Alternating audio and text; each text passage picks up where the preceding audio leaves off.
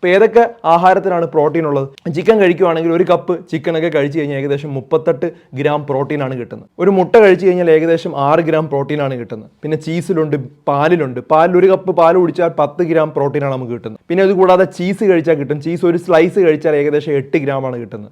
100 gram kidney beans കഴിച്ചാൽ 10 gram പ്രോട്ടീനാണ് നമ്മൾ കിട്ടുന്നത്.